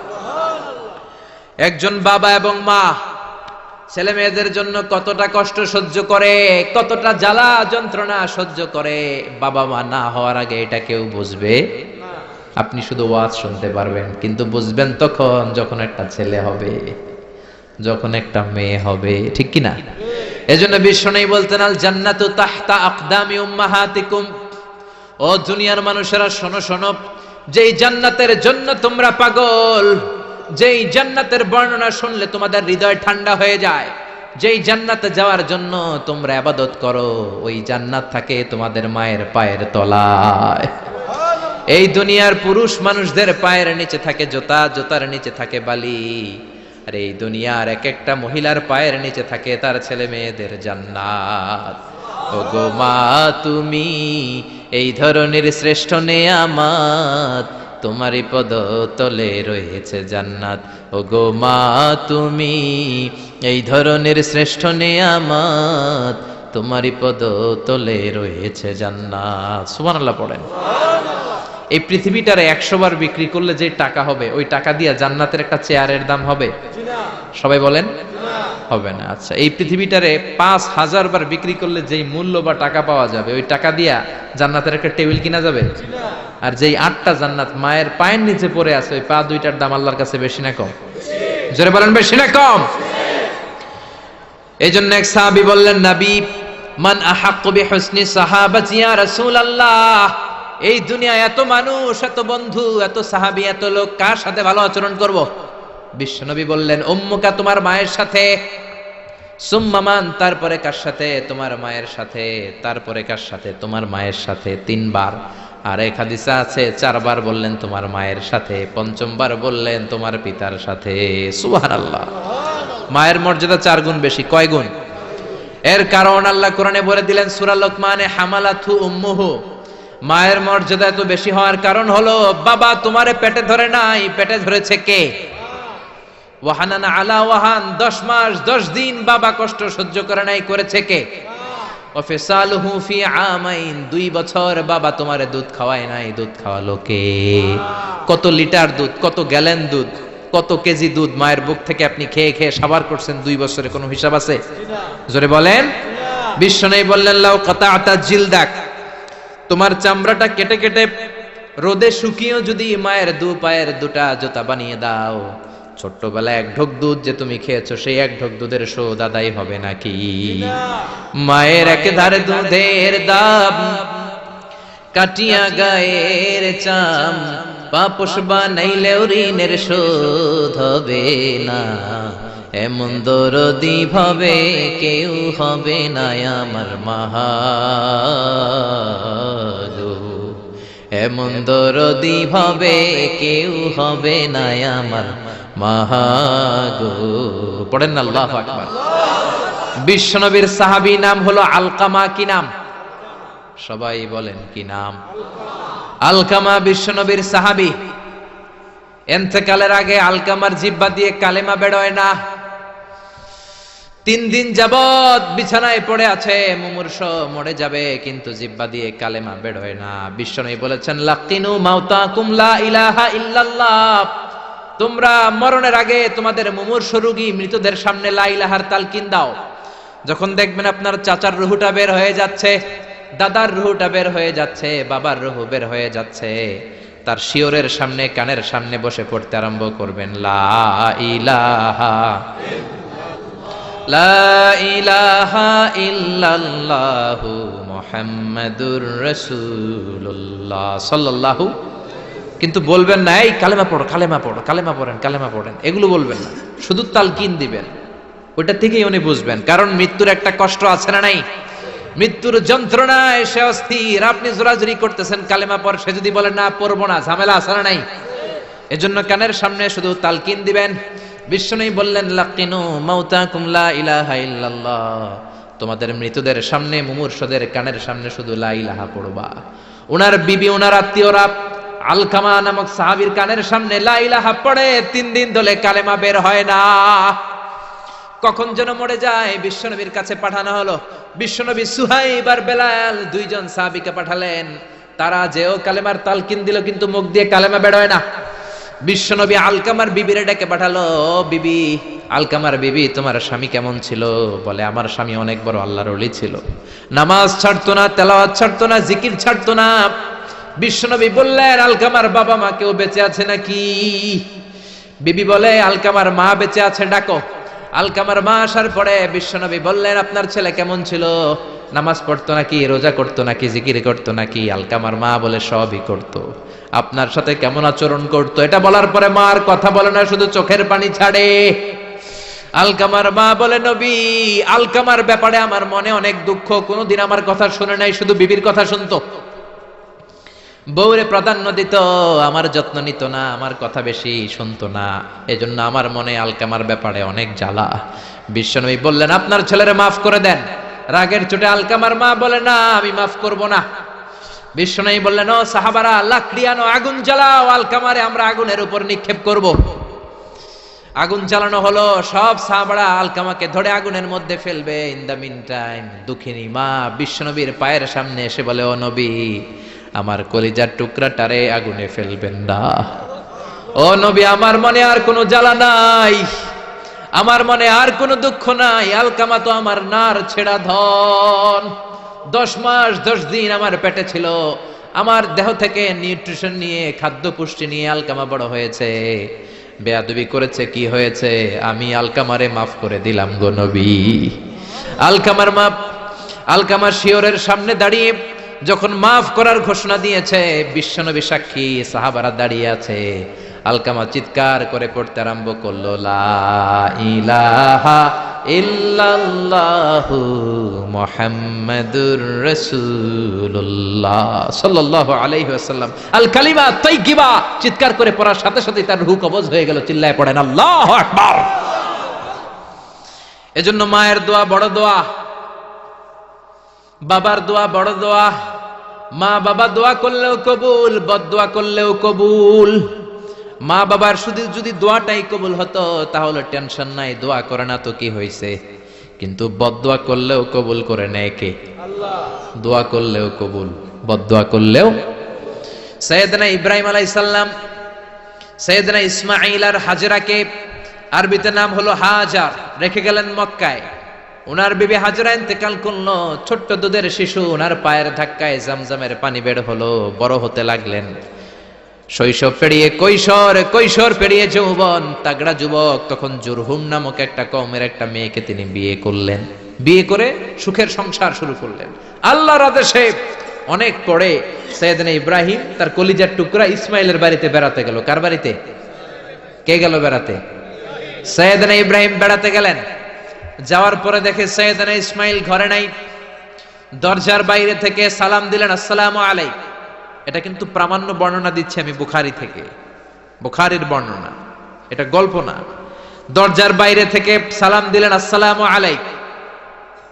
ভেতর থেকে কর্কশ গলায়, ঝাঁঝালো কণ্ঠে, কণ্ঠের মধ্যে কোনো মায়া নাই, দয়া নাই, এরকম একটা কণ্ঠের মেয়ে উত্তর করে বলল, ওয়া আলাইকুমুস সালাম। সাইয়েদনা ইব্রাহিম জিজ্ঞেস করলো, কাইফা হালুকি ইয়া উম্মি, ও মা তুমি কেমন আছো? মেয়ে কয়, বেশি ভালো না। সংসার কেমন চলে? সুবিধার না।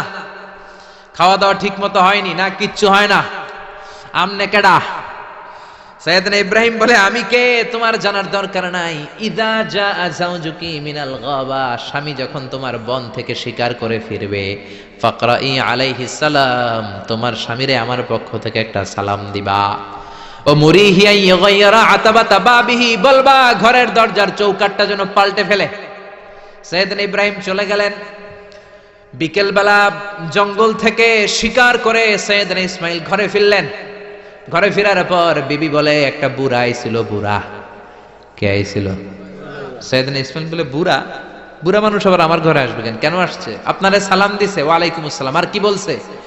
বলেছে আপনি যেন ঘরের দরজার চৌকাঠ পাল্টে ফেলেন। ওমিয়া, চোর বোঝে চোরের সিগন্যাল, পুলিশ বোঝে পুলিশের সিগন্যাল, নবী বোঝে নবীর সিগন্যাল। ঠিক কিনা? সাইয়েদনা ইসমাইল তো বুঝে ফেললেন, কিরে ঘরের দরজার চৌকাঠ পাল্টে ফেলো, এরকম রূপক কথা, মেটাফরিক্যাল ইঙ্গিত দুনিয়ার সাধারণ মানুষ দিতে পারে না। চিৎকার দিয়ে বিবিরে বললেন, ও কপাল পুড়ি, তুই কি করলি? নিজের কপাল পুড়লি, নিজের কপালে নিজে কুড়াল দিলি। যেই লোকটারে বুড়া বুড়া বলে সম্বোধন করলি, ওই লোকটার কেউ নয়, আমার জন্মদাতা পিতা, এই জামানার সবচেয়ে বড় পয়গম্বর ইব্রাহিম খলিল। আমার বাবা যে সিগন্যাল দিয়েছে এটা তো গ্রিন সিগন্যাল না, এটা রেড সিগন্যাল। তার মানে তোর তালাক দিতে বলেছে, গেট আউট, গেট আউট, ডিভোর্সিও তালাক দিয়ে দিলাম, যা। আপনার আব্বাও যদি বলে তোমার বউরও তালাক দিয়ে দাও, দিয়ে দিবেন নাকি? এবার দিয়ে দিয়েন না। আপনার বাবাও বাবা, ইসমাইলের বাবা ইব্রাহিমও, কথা বলেন। সাইয়েদনা ইব্রাহিম ছিলেন আল্লাহর জালিল কাদের পয়গম্বর। আকাশ থেকে ওহী আসলে নবীরা কথা বলে, মন গড়া নবীরা কিছু বলে না। আপনার বউ, আপনার বউকে যদি আপনার বাবা বলে তোর বউরে তালাক দে, দিয়ে দিয়েন না। আবার কি করবেন? বুঝাবেন, বাবারও বুঝাবেন, বিবিরও বুঝাবেন, ঘরের ভিতরে সংলাপ করবেন, সমঝোতা করবেন। আমাদের দেশের দুই নেত্রী সংলাপ করে না তো কি হয়েছে? আমরা করব, আমরা ঘরে ঘরে সংলাপ করব, সমঝোতা করব, ঠিক কিনা? মিলায়ে দিবেন, মিলায়ে দিলে বরকত আছে না নাই? কেউ ঝগড়া লাগলে মিলাবেন, মারামারি লাগলে মিলাবেন। কেউ যদি আরেকজনরে মারতে যায়, উদ্ধত হয়, মিলায়ে দিবেন। যারা মিলায়ে দেয় তাদের মর্যাদা বাড়ায় দেয় কে? আল্লাহ। কিন্তু সমাজের কিছু দুষ্ট চরিত্রের লোক আছে, দুইজন যদি মারামারি লাগে আরো লাগায়া দেয়, আছে না নাই? আগুন লাগলে আপনারা কি ঢালেন? অনেকে তেল ঢালে, আছে না নাই? এখন আগুন লাগলে কি তেল ঢালবেন না পানি ঢালবেন? মিলায়ে দিবেন। বউরেও বুঝাবেন, বাবারও বুঝাবেন, দুইজনরে বুঝায় আস্তে ধীরে আগাবেন। তালাক তো অনেক পরের কথা। ইসলামের দেয়া অনুশাসন যদি আমরা মেনে চলি, কোনোভাবেই তালাক হবে না।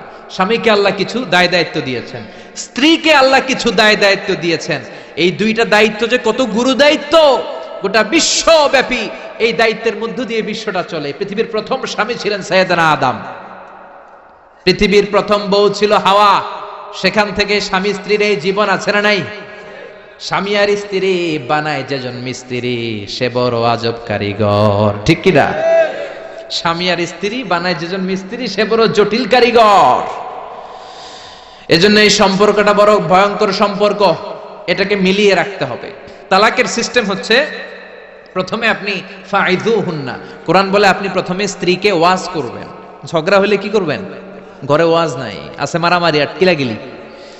ওয়াজ করবেন, ওয়াজেও কাজ হচ্ছে না, বুঝানোর চেষ্টা করবেন, বুঝে না। এরপর আল্লাহ বললেন ওয়াহজুরুহুন্না ফিল মাদাজি', বিছানা আলাদা করে দাও, তুমি এক রুমে ঘুমাবা, তোমার বিবিরে দিবা আরেক রুম। কিছুদিন বিচ্ছেদ চললে ওই বিবির অন্তরে ভালোবাসা তৈরি করে দিবে কে? সুবহানাল্লাহ পড়েন। এখন ওয়াজ করলেন, বুঝাইলেন, বুঝে না। বিছানা আলাদা করলেন, তাও শোনে না। এবার ওয়াদ্রিবুহুন্না, কোরআন বলল বউরে শাসন করো। অনেকে বলে বউরে পিটাও, না, পিটানোর কথা বলে নাই। ওয়াদ্রিবুহুন্না মানে তাদেরকে শাসাও, শাসন করো। মুফাসসিররা এটার তাফসীর করতে যে হয়রান হয়েছে যে কি দিয়া পিটাবে। কোন মুফাসসির কয় খেজুরের ছোট্ট ডালা দিয়ে এরকম বাড়ি মারবে, আর বলবে ভালো কথা কই হনুস না কেন। অনেকে বলবে, অনেক মুফাসসির বলেছে মেসওয়াক দিয়ে বাড়ি মারবে, তোমার এত বোঝাই বুঝো না কেন? দুইটা ছেলে মেয়ে হয়েছে আমাদের, এত সুন্দর সংসার, হানিমুন করেছিলাম কক্সবাজারে, স্মৃতিগুলো কি তোমার মনে পড়ে না? তুমি আমার কৈতরি, তুমি আমার টুনটুনি, তুমি আমার সোনামণি, এগুলোকে বুঝাবেন। এরপরও মানে না। অনেক মুফাসসির কইছে বালিশ দিয়া পিটাইবেন, কোল বালিশ দিয়া, যাতে হাত পা না ভাঙে। ওয়াদ্রিবুহুন্না, অনেক ডাকাইত আছে লাঠি দিয়া পিটায়, আছে না নাই? ইসলাম বলে না না, বনিবনা না হলে প্রথম স্টেপ ওয়াজ করো, বুঝাও। 2 নম্বরে বিছানা আলাদা করে দাও, তারপরেও মানে না। 3 নম্বরে ওয়াদ্রিবুহুন্না মানে শাসন করো, যার যেরকম দরকার ওইরকম শাসন করবেন, তাতেও হয় না। তারপরে ফাবাআসু হাকামাম মিন আহলিহি হাকামাম মিন আহলিহা, এই 3টা স্টেপেও কাজ হয় না। আপনার মুরব্বিদের ডাকবেন, সালিস, মেয়ের পক্ষের মুরব্বিদের ডাকবেন, 2 পক্ষের বেআইনরা মিলে মিলছিল করে দেওয়ার চেষ্টা করবে, তাতেও কাজ হয় না। 4টা স্টেপ শেষ, 5ম স্টেপ হলো তালাক। আর আমরা দইরেই কই 3 তালাক, আছে না নাই? ওমরে ফারুকের জামানায় এক লোক তার বউরে দিছে 100 তালাক, রাগের চোটে। এরকম ডাকাইত আমাদের দেশে আছে না নাই? এখন বিবি এসে বলে, ও ওমরে ফারুক 100 তালাক দিয়েছে আমার স্বামী, কি করব? সাইয়েদনা ওমরে ফারুক বলে, তোর ডাকাইত স্বামীটা কোথায়? কয় এই জায়গায়। কিরে কয় তালাক দিছিস? কয় 100টা। দিবি 3টা, 100টা দিলি কেন? কয় রাগের মাথায় দিছে। কয় তারা তোর বিচার করতেছে, 3 তালাকে তোর বউ তালাক, বাকি 97 তালাক তোর পিঠে পড়বে। সুবহানাল্লাহ কইতে মন চায় না? এজন্য এই হচ্ছে তালাকের সিস্টেম। কতগুলো স্টেপ আপনি পার হলেন, তারপরেও আপনি একসাথে 3 তালাক দিবেন না। ইসলামের তালাককে 2 ভাগে ভাগ করা হয়েছে, একটা আত-তালাক আস-সুন্নি আর একটা তালাক আল বিদআই। তালাক আস-সুন্নি মানে সুন্নতি তালাক, আর তালাক আল বিদআই মানে বেদাতি তালাক। বেদাতি তালাক হচ্ছে রাগের মাথায় 3 তালাক, 14 তালাক, 22 তালাক। কিন্তু তালাক সুন্নি, সুন্নাত সম্মত তালাক হচ্ছে আপনার বিবি যখন পবিত্র, মানে যখন পিরিয়ড হচ্ছে না, ওরকম একটা পবিত্র সময় তারে আপনি তালাক দিবেন। 1 মাসের সময় আছে, একটা তালাক দিবেন, 1 মাসের ডিউরেশন, এর মধ্যে বিবির আবার নিয়ে আসতে পারবেন, কোনো সমস্যা নাই। সুবহানাল্লাহ পড়েন। 1 মাস পরেও মানে না, এরপরে দিবেন 2য় মাসের 2য় তালাক, তার মানে আরো 1 মাস, মোট কয় মাস? 2 মাস পরেও মিলমিশ হয় না, তারপরে 3য় মাসে তালাক দিলেন। এই 3 তালাক দেওয়ার পরে বিবি আবাদুল আবাদ আপনার জন্য হারাম হয়ে গেল। কত সুন্দর স্টেপ মেনটেন করে কত দূরে তালাক, আর আমরা দইরেই কই তালাক। এজন্য খবরদার। সাইয়েদনা ইসমাইল বললেন, কপাল পুল্লি তুই, যারে বুড়া বলে গালি দিলি আসলে বুড়া নয়, এই লোকটাই আমার বাবা ইব্রাহিম খলিল। আমার বাবা বলেছে তোরে তালাক দিতে, গেট আউট, গেট আউট, তালাক দিয়ে দিলাম তোরে, যা ভাগ। বউ শেষ, নতুন বিয়ে করলো, নতুন সুখের সংসার। 3 বছর পর সাইয়েদনা ইব্রাহিম আবার ছেলের বাড়িতে বেড়াতে আসলেন। আজকেও সাইয়েদনা ইসমাইল ঘরে নাই। সাইয়েদনা ইব্রাহিম আজকে সালাম দিলেন, আসসালামু আলাইক। সাইয়েদনা ইব্রাহিম সালাম দিলেন। আজকে ঘরের ভেতর থেকে জাদুমাখা কণ্ঠে, মধুমাখা কণ্ঠে, সুরেলা কণ্ঠে একটা মেয়ে বলল, ওয়া আলাইকুমুস সালাম। সাইয়েদনা ইব্রাহিম বললেন, কাইফা হালুকি ইয়া উম্মি, মা কেমন আছো? মেয়েটা বলে, আলহামদুলিল্লাহ আলা কুল্লি হাল, সব সময় আলহামদুলিল্লাহ। সব সময় কি? তোমাদের জীবন যাপন কেমন চলে? খুব ভালো চলে। তোমার স্বামী কই? বনে গিয়েছে। এবার মেয়েটা বলে, আপনি কে? সাইয়েদনা ইব্রাহিম বলে, আমার পরিচয় দেব না। মেয়েটা বলে, আপনার পরিচয় না দিল আপনার সাথে কথা বলবো না। আমরা স্বামী স্ত্রী দুইজন থাকি মরুভূমির মাঝখানে, আমাদের খোঁজ খবর নেওয়ার কেউ নাই। আপনি কে? এরকম দিল দরিয়ার একজন মুরব্বী আমাদের খোঁজ নিতে আসলেন, আপনার পরিচয়টা আপনি বলেন। সাইয়েদনা ইব্রাহিম তার পরিচয় দেয় না। মেয়ে বলে, পরিচয় না দিলে আমি কথাও কই না। বাধ্য হয়ে ঘরের ভিতরে ঢুকলেন। জোর করে মেয়েটা সাইয়েদনা ইব্রাহিমকে ঘরে ঢুকালেন, রুটি বানিয়ে খাওয়ালেন, গোশত খাওয়ালেন, খেজুর খাওয়ালেন, শরবত খাওয়ালেন। ও মিয়া, আগেরটাও মাইয়া, এইটাও পার্থক্য আছে না নাই? মেয়েটা বলে, আমার জন্য দোয়া করেন। সাইয়েদনা ইব্রাহিম চোখের পানি ছেড়ে দোয়া করে দিলেন, মেয়েটার মাথায় হাত বুলিয়ে দিলেন, আর বললেন, ইদা জাআ যাওজুক মিনাল গাবা, তোমার স্বামী যখন বন থেকে আসবে, ফাকরাই আলাইহিস সালাম, তোমার স্বামীর আমার পক্ষ থেকে সালাম দিবা। ওয়া মুরিহি আইয়ুসবিতা আতাবাতা বাবিহি, আর বলবা আমি বলছি ঘরের দরজার নতুন চৌকাঠ যেন জীবনেও না পাল্টায়। ঘরের দরজার এই নতুন চৌকাঠটা যেন কোনোদিন। সাইয়েদনা ইসমাইল ফিরে আসলেন। আসার পরে বিবি বলে, একজন মুরব্বী এসেছিল, নুরানি চেহারার একজন মুরব্বী। মুরব্বী শুই না সাইয়েদনা ইসমাইল তো ভয় পেয়ে গেছেন, লাফ দিয়ে উঠছে, কি মুরব্বী? কেমন আচরণ করেছিলি বল? কারণ আগের একটা তিক্ত অভিজ্ঞতা আছে না নাই? ভাবছে আজকেও কোনো গন্ডগোল হইল নাকি। বিবি বলে, না, আপনি রাখবেন না, আপনি চিন্তিত হবেন না, আমি অনেক আপ্যায়ন করেছি, অনেক সাদর সম্ভাষণ দিয়েছি। উনিও আমার মাথায় হাত বুলিয়ে চোখের পানি ছেড়ে ছেড়ে আমার জন্য দোয়া করেছে, আর আপনারা সালাম বলেছে, আর আপনাকে বলতে বলেছে ঘরের দরজার নতুন চৌকাঠটা যেন জীবনেও কোনোদিন না পাল্টা। সাইয়েদনা ইসমাইল আল্লাহু আকবার বলে চিৎকার করে উঠলেন, বিবিকে বুকে জড়িয়ে ধরলেন, বললেন, ও বিবি, তুই তো গোল্ডেন এ প্লাস। তুই কি? তুই তো গোল্ডেন এ প্লাস, তুই তো 100তে 100 পাইলি। তোর কপালটা নুরানি হয়ে গেল, উজালা হয়ে গেল। যেই বয়স্ক লোকটা এসে এই কথাটা বলেছে, বয়স্ক লোকটার কেউ না, তোর শ্বশুর, আমার বাবা ইব্রাহিম খালিল। আর যেই কথা বলেছে, এই কথাটার মানে হলো তোরে যেন আমি তালাক না দেই, তোর হাতটা যে আমি ধরলাম, এই হাত ধরেই যেন তোরে নিয়ে জান্নাতে ঢুকে যায়। আল্লাহু আকবার। এজন্য বাবার দোয়া, মায়ের দোয়া যার জীবনের মধ্যে আছে, তার জীবনে কোনো ভয় আছে নাকি? জোরে বলেন, কোনো ভয় আছে? এজন্য দোয়া নিবেন বাবার কাছ থেকে, মায়ের কাছ থেকে। সাইয়েদনা মুসা আলাইহিস সালাম আল্লাহরে বললেন, আল্লাহ, মাইয়াকুনু জালিসি ইয়াউমাল কিয়ামা, কিয়ামতের দিন বিচারের শেষে বনি ইসরাইলের আমি বড় পয়গম্বর মুসা যখন জান্নাতে যাব, কে আমার সাথে জান্নাতি হবে? আল্লাহ বললেন, সাহিবুকা ফিল জান্নাতি জাজ্জার, তোমার সাথে জান্নাতে ঢুকবে বনি ইসরাইলের একজন কসাই। কে? কসাই। সুবহানাল্লাহ কইবেন না? একজন কসাই যাবে। মুসা আলাইহিস সালাম বললেন, কি রে, আমি এত বড় নবী, কোনো নবী যাবে না আমার সাথে, কোনো ওলি যাবে না, কোনো হাফেজে কোরআন যাবে না, কোনো আলেম যাবে না, কসাই যাবে কেন? আল্লাহ বললেন, দেখে আসো কেন যাবে কসাই। সাইয়েদনা মুসা আলাইহিস সালাম কসাইয়ের দোকানে গেলেন, দেখলেন না কসাইয়ের স্পেশাল কোনো আমল তো দেখা যায় না, খালি গোশত কোপায়। কি কোপায়? সারাদিন গোশত বিক্রির পরে বিকেল বেলা সবচেয়ে চমৎকার গোশতের একটা টুকরা নিয়ে কসাই দোকান বন্ধ করে বাড়িতে যায়। সাইয়েদনা মুসা আলাইহিস সালাম ছদ্মবেশে কসাইয়ের পেছনে পেছনে যায়। কসাই ঘরে ঢুকার পরে সাইয়েদনা মুসা আলাইহিস সালাম ঘরে নক করা শুরু করলেন। কসাই দরজা খুলে দেওয়ার পর সাইয়েদনা মুসা আলাইহিস সালাম পরিচয় গোপন করে বলে, আমি একজন মুসাফির, আজকে রাতে আপনার ঘরে থাকতে চাই। কসাই বলে, আহলান সাহলান মারহাবান তাইয়্যিবা, আসেন, থাকেন, কোনো সমস্যা নাই, পাশের ঘরে বসেন, ওই ঘরে আমার একটু কাজ আছে। পাশের ঘরে যে মাচা থেকে একটা বৃদ্ধা মহিলাকে নামিয়ে নিজ হাতে গোসল করিয়ে গোশত কেটে রান্না করে রুটি দিয়ে মহিলাটারে খাওয়ানোর পর মহিলাটা হাতের মধ্যে আঁচলটা টেনে চোখের পানি ছেড়ে বিড়বিড় করে কি যেন দোয়া করে। সাইয়েদনা মুসা আলাইহিস সালাম শুনতে পেলেন না। ওই মহিলাকে খাওয়ানোর পরে প্লেটের মধ্যে গোশত আর রুটি নিয়ে কসাই যেয়ে বলে, ও ভাই মুসাফির, এই নেন খাবার। রাতের খাবার খেয়ে আপনি ঘুমিয়ে যান, সকালে আপনি যাবেন আপনার পথে, আমি যাব আমার দোকানে।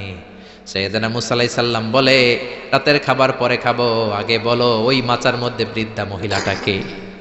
কসাই বলে, এই মহিলাটা ছাড়া এই পৃথিবীতে আমার কেউ নাই, আমি ছাড়া এই মহিলাটারও আর কেউ নাই। এই মহিলাটা ওই মহিলা যে আমারে 10 মাস পেটে ধরেছে। আল্লাহু আকবার। এই মহিলাটা আমার জনম দুঃখিনী মা, মা ছাড়া আমার কেউ নাই, আমিও ছাড়া আমার মায়ের কেউ নাই। প্রতিদিন আমি আমার মারে গোসল করাই, নিজ হাতে টাওয়াল দিয়ে গা মুছে দেই, তেল মালিশ করে দেই, গোশত রান্না করে রুটি দিয়ে খাওয়াই, আর আমার মামার জন্য দোয়া করে। সাইয়েদনা মুসা আলাইহিস সালাম বললেন, বিড়বিড় করে তোমার মা 2 হাত তুলে কি দোয়া করেছে আমারে বলো, আমি তো বুঝলাম না। কসাই বলে, আমার মা প্রতিদিন খাওয়ার পরে খুশি হয়ে যায়, প্রতিদিন খেয়ে দে খুশি হয়ে চোখের পানি ছেড়ে আমার জন্য দোয়া করতে শুরু করে। একটা পাগলা দোয়া, বিগত 20 বছর যাবত আমার আম্মা এই দোয়াটা করে। আমি জানি এই দোয়া কোনোদিনই আল্লাহর কাছে কবুল হবে না। সাইয়েদনা মুসা আলাইহিস সালাম বললেন, ও ভাই বলোই না কি দোয়া করে, আমারে বলো বলো। কসাই বলে, আমার মা বলে, আল্লাহুম্মা জাআল ইবনি জালিসা মুসা ইয়াউমাল কিয়ামাহ। খাওয়ানোর পরে খুশি হয়ে হাত তুলে আমার মা বলে, আল্লাহ আমি আমার ছেলের খেদমতে এত খুশি, আমার ছেলের জন্য আমি হাত তুলে দোয়া করে দিলাম। শুনেছি এই জামানার বড় পয়গম্বর, বনি ইসরাইলের সবচেয়ে বড় পয়গম্বর হলো মুসা। আমার ছেলে কিয়ামতের দিন বিচার শেষে মুসা যখন জান্নাতে যাবে, আমার ছেলেরও মুসা নবীর সাথে তুমি জান্নাতে ঢুকাইয়া দিও। মুসা নবী যখন জান্নাতি হবে, আমার ছেলেরও ঢুকাইয়া দিবা। দোয়া করতে দেরি, কবুল হতে। মুসা আলাইহিস সালাম বললেন, ঘটনা তো এইখানে, কানেকশনটা তো এই জায়গায়। এই কসাই তো এমনি এমনি আমার সাথী হবে না, এটা মায়ের দোয়ার বরকত। চিল্লা এখন ঠিক কিনা?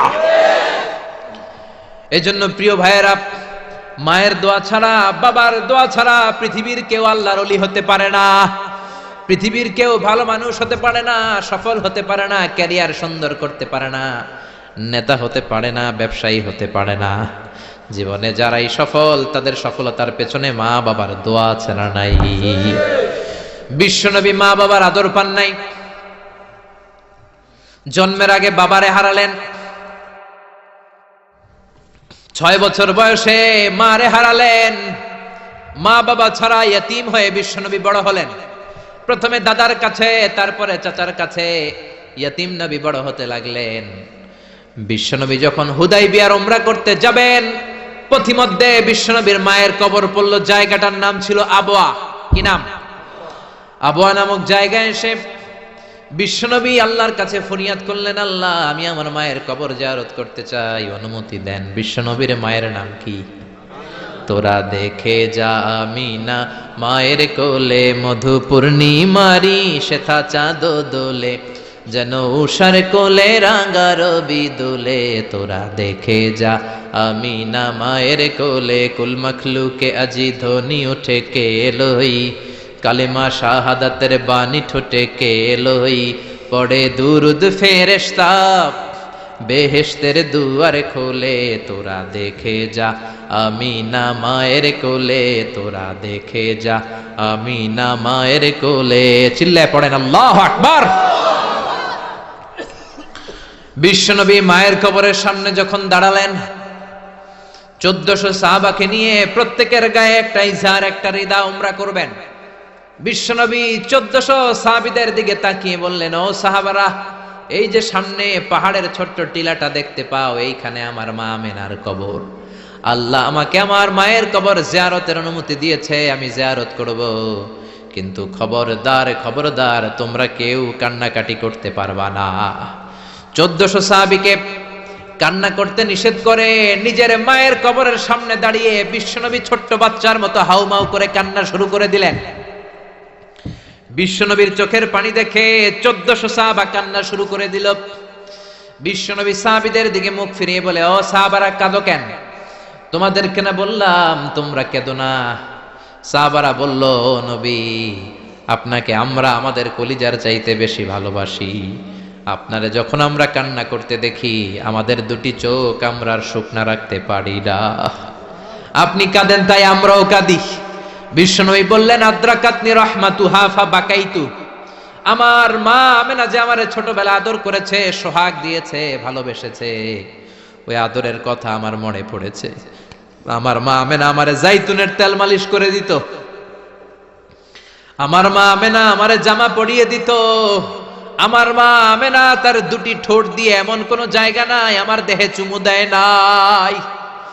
আমার মায়ের কথা আমার মনে পড়েছে, তাই আমি কেঁদেছি। তোমরা কাঁদো কেন?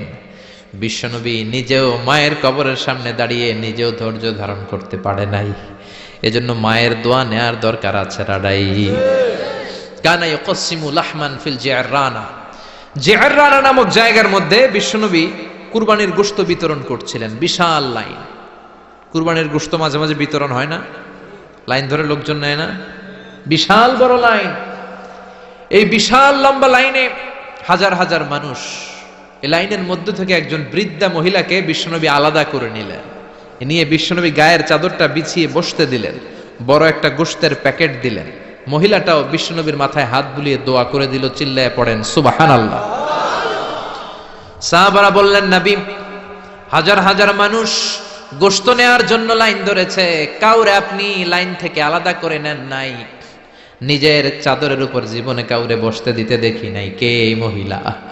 বিশ্বনবী বললেন, জন্মের আগে আমি বাবা হারিয়েছি, মাত্র 6 বছর বয়সে আমার মা আমেনাকেও হারিয়েছি, মায়ের দুধ আমি খেতে পারি নাই। যেই মহিলাটাকে চাদরের উপর বসতে দিলাম, এটা হলো এই বনি সাদ গোত্রের হালিমা, যার বুকের দুধ খেয়ে আমি বড় হয়েছি। হালিমাতুস সাদিয়া, যার বুকের দুধ খেয়ে আজকের এই তরতাজা নবী আমি মুহাম্মদ। এজন্য মারে পায় নাই, দুধ মারে সম্মান করেছে, দুধ মার কাছ থেকে দোয়া নিয়েছে বিশ্বনবী। চিল্লায় বলেন ঠিক কিনা? এজন্য যুবক ভাইয়েরা যারা আছো, খবরদার, মা বাবার সাথে বেয়াদবি করা যাবে না। আল্লাহ বললেন, আমার 2টা ফয়সালা, 1 নাম্বার ফয়সালা ইবাদত হবে একজনের, তিনি কে? 2 নাম্বার ফয়সালা ভালো আচরণ করতে হবে মা বাবার সাথে। আল্লাহর ইবাদত করা যেমনি ফরজ, মা বাবার সাথে ভালো আচরণ করাও ফরজ, ঠিক কিনা? নাকি মা বাবার সাথে ভালো আচরণ করা, ইহসান করা নফল? হ্যাঁ, মা বাবার সাথে ভালো আচরণ করা মনে হয় অপশনাল না? এটা কি অপশনাল না কম্পালসারি? এটা কম্পালসারি। খবরদার, যদি কোনো বেয়াদবি হয়ে থাকে আজকেই মাহফিলের পরে মা বাবার পা ধরে মাফ চাবো, রাজি আছি আমরা? এজন্য খবরদার, মাতা পিতার সাথে ইহসান করতে হবে। ইসলাম হচ্ছে ইটস এ ব্যালেন্সড রিলিজিয়ন, ভারসাম্যপূর্ণ জীবন ব্যবস্থা। সব দায় দায়িত্ব আল্লাহ আবার শুধু ছেলে মেয়েদেরকে দেয় নাই, মা বাবারও কিছু দায় দায়িত্ব আছে না নাই? জোরে বলেন। রব্বুল আলামিন মা বাবাকেও দায় দায়িত্ব দিয়েছে। ইসলাম বলে, যারা মা বাবা হয়েছো, দাম্পত্য জীবন গড়েছো, ছেলে আল্লাহ দেয়, মেয়ে দেয়, যেটাই দেয় আল্লাহর শুকরিয়া আদায় করার দরকার আছে। রাড়াই মা বাবার প্রথম দায়িত্ব, ছেলে হোক মেয়ে হোক, শুকরিয়া করবে কার? কারণ ছেলে দেয় কে? মেয়ে দেয় কে? ছেলে মেয়ে দুইটাই দেয় কে? আবার কাউকে আল্লাহ নিঃসন্তান বানিয়ে রাখে, মানে ছেলেও দেয় না মেয়েও দেয় না, তিনি কে? জোরে বলেন। রব্বুল আলামিন বলেন, ইয়াহাবু লিমান ইয়াশাউ ইনাসান ওয়া ইয়াহাবু লিমান ইয়াশাউ যুকুর। আমি যারে চাই ছেলে দেই, আমি যারে চাই তারে মেয়ে দেই, যারে চাই ছেলে মেয়ে দুইটাই দেই, আবার যারে চাই ছেলেও দেই না মেয়েও দেই না। এমন লোক সমাজে আছে না নাই? তাহলে বাবা মার প্রথম দায়িত্ব, ছেলে হোক মেয়ে হোক আপনারে খুশি হইতে হবে। কিছু লোক আছে, ছেলে হইলে গ্রামের সবাইরে মিষ্টি খাওয়ায়, মেয়ে হইলে মেয়ে যে হইছে এটা শোনায়ও না, আছে না নাই? বিশ্বনবী বলেন, এগুলো এমন লোক যাদের মধ্যে জাহেলিয়াত আছে। কারণ খায়রুকুম মান বুকিরা বিল উনসা, যেই ঘরের প্রথম সন্তানটা মেয়ে, ওই ঘরটারে বরকত দিয়ে ভরে দেয় কে? জোরে বলেন। 1 নাম্বার দায়িত্ব, আপনি খুশি হবেন, শুকরিয়া করবেন। 2 নাম্বার দায়িত্ব, ছেলে হোক কিংবা মেয়ে হোক, হওয়ার সাথে সাথেই কানের সামনে যে আজান দিবেন, কি দিবেন? আল্লাহু আকবার, আল্লাহু আকবার, আল্লাহু আকবার, আল্লাহু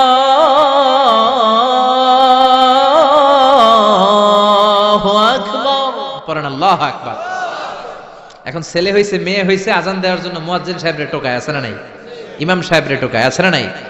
বিশ্বনবীর প্রথম নাতিটার নাম ছিল হাসাইন। 2 নাতি তো, বড় জনের নাম হাসান, ছোট জনের নাম হাসান। জন্ম হওয়ার সাথে সাথে বিশ্বনবীর ঘরে ঢুকে 2 কানের মধ্যে হাত লাগিয়ে হাসানের কানের সামনে দাঁড়িয়ে বিশ্বনবী নিজে আজান দিয়েছেন। এই জন্য নিজের ছেলে হলে নিজে আজান দিবেন। অথবা আপনার নাতি হইলে দাদা হিসেবে আপনি আজান দিবেন, আপনার ভাতিজা ভাতিজি হয়েছে চাচা হিসেবে আপনি আজান দিবেন। ইমাম সাহেবরে টোকানোর দরকার নাই। একজন মুসলমান হিসেবে সবার ভালো করে আজান একামত জানার দরকার আছে না? তাহলে ছেলে হোক মেয়ে হোক খুশি হবেন, এটা হলো প্রথম দায়িত্ব বাবা মার। যত মায়েরা, আমার মাইকের আওয়াজ যদি আপনাদের কানে যায়, মায়েরা শোনেন, আর বাবা যারা এসেছেন মনোযোগ দিয়ে শোনেন। এক নম্বরে বাবা মার দায়িত্ব প্যারেন্টিং, এটারে বলে parenting, how to rare up your children, কেমন করে ছেলে মেয়েদেরকে বড় করবেন, এ ব্যাপারে ইসলামে দিক নির্দেশনা আছে না নাই? এক নম্বরে ছেলে হোক মেয়ে হোক শুকরিয়া কার? দুই নম্বরে ছেলে হওয়ার সাথে সাথে মেয়ে হওয়ার সাথে সাথে আজানের দরকার আছে না নাই? তিন নম্বরে সপ্তম দিনে ছেলে হোক মেয়ে হোক আকিকা দিবেন। ছেলে হলে 2টা ছাগল, মেয়ে হলে 1টা ছাগল, সপ্তম দিনে দিবেন। কততম দিনে? অনেকে কুরবানির সাথে দেয়, কুরবানির সাথে নয়, সপ্তম দিনে দিবেন। এখন দিতে পারেন নাই, পরে কুরবানির সাথে বন্ধ সময় দেন, ওটা আলাদা কথা, কিন্তু দেন নিয়ম হচ্ছে, সুন্নাহ হচ্ছে সপ্তম দিন। কততম দিন? বিশ্বনবী বললেন কুল্লু গুলামিন রাহিনাতুন বিআকিকা তুযবাহু আনহু ইয়াওমা সাবিহি, প্রত্যেক বাচ্চাকে আকিকা দিতে হয় তার সপ্তম দিনে। তারপরে ইউসাম্মা ফিহি, সপ্তম দিনে তার একটা নাম রাখতে হয়। তারপরে ইহলাকু রাসুহু, তার মাথা কামিয়ে ফেলতে হয়। ছোট ছোট চুল থাকে না, নিউ বর্ন বেবি, নতুন বাচ্চার মাথায় হালকা হালকা পাতলা চুল থাকে, এগুলোকে আপনি হলক করে দিবেন, শেভ করে দিবেন। তাহলে সপ্তম দিনে 3 কাজ। 1 নম্বরে আকিকা, 1 নম্বরে কি?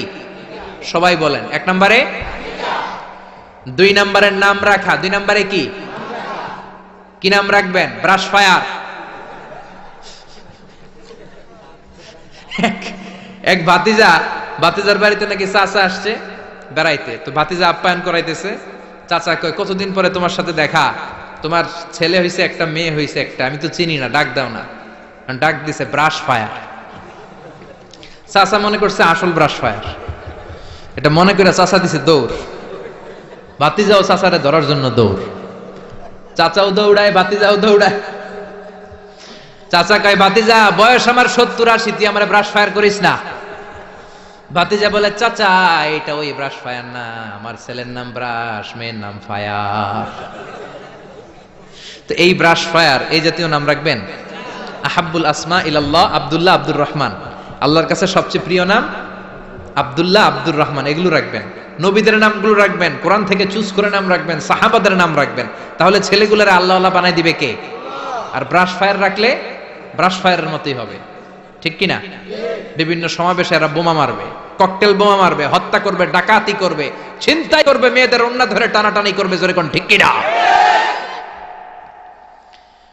এজন্য সপ্তম দিনে 3 কাজ। 1 নম্বরে আকিকা করা, কি করা? 2 নম্বরে নাম রাখা, কি রাখা? 3 নম্বরে মাথার চুল ফেলে দেয়া, কি করা? তারপরে ইসলাম বলে 2 বছর ছেলে হোক মেয়ে হোক দুধ খাওয়ানোর ব্যবস্থা করবা। কোরআনের মধ্যে এই আদেশ আছে না নাই?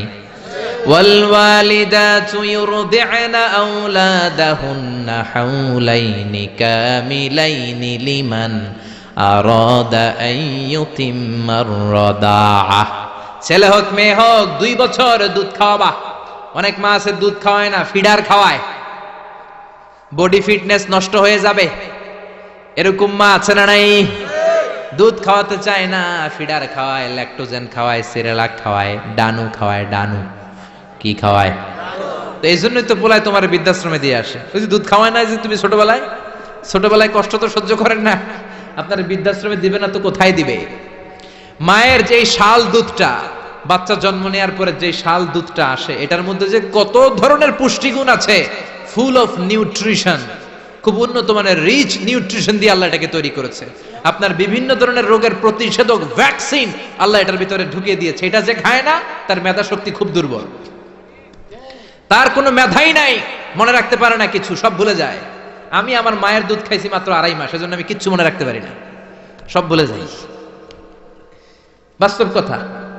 আপনি মায়ের দুধ যদি কেউ 2 বছর খায়, টানা 2 বছর খেতে পারলে তার মেধা হবে প্রচন্ড মেধা। এই ছেলে ইনফেরিয়রিটি কমপ্লেক্সে ভুগবে না, ইনসেফটিতে ভুগবে না। অনেক মায়েরা অসুস্থ হয়ে যায়, এজন্য খাওয়াতে পারে না, সেটা ভিন্ন ব্যাপার। আমিও খেতে পারিনি অসুস্থ হওয়ার কারণে, কিন্তু ছেলে অসুস্থ, মেয়ে অসুস্থ, মা অসুস্থ, 2 বছর আপনি দুধ খাওয়াবেন, ঠিক কিনা? যদি দুধ না খাওয়ান তাহলে ছেলে মেয়ের হক নষ্ট করলেন। অনেক মা খাওয়াতে চায় না, আছে না নাই? যারা বলেন আছে না নাই? কিন্তু অসুস্থতার কারণে যদি কেউ না খাওয়ায় সেটা ভিন্ন ব্যাপার। এই জন্য প্রথম দায়িত্ব হলো শুকরিয়া করবেন আল্লাহর, ছেলে হোক মেয়ে হোক। এরপরে জন্ম নিলে আজান দিবেন, জন্মের 7ম দিনে আকিকা দিবেন, সুন্দর একটা নাম রাখবেন, মাথার চুল ফেলে দিবেন, তারপর 2 বছর দুধ খাওয়াবেন। এরপর ছেলে যখন আব্বু আব্বু বলে, আম্মু আম্মু বলে, হাঁটতে শিখে একটু বড় হয়েছে, সবার আগে ছেলেরে শিখাবেন কোরআন। কি শিখাবেন? কি শিখাবেন? সবার আগে কোরআন, পরে অন্য জ্ঞান। Teach your children the Holi Quran. The Holi Quran will teach your children everything. আপনি আপনার ছেলেরে কোরআন শিখান, কোরআন আপনার ছেলেরে গোটা বিশ্বটা শিখাই দিবে। সুবহানাল্লাহ কইতে মন চায় না? এজন্য একটু বড় হলেই ছেলে মেয়েরে কি শিখাবেন? আপনি ছেলে মেয়েরে সব কিছু শিখাইলেন, কোরআনটাই শিখান নাই, তার মানে আপনি কিছুই শিখান নাই, ঠিক কি না? এরপরে ছেলে মেয়েদেরকে সময় দিবেন, তাদেরকে নিয়ে ঘুরতে যাবেন, ভালোবাসবেন। বিশ্বনবী হাসান আর হুসাইনকে আদর করতে লাগলেন। হাসানকে কোলে নেয়, হুসাইন ওঠে, আবার হুসাইনকে নিলে হাসান নামে।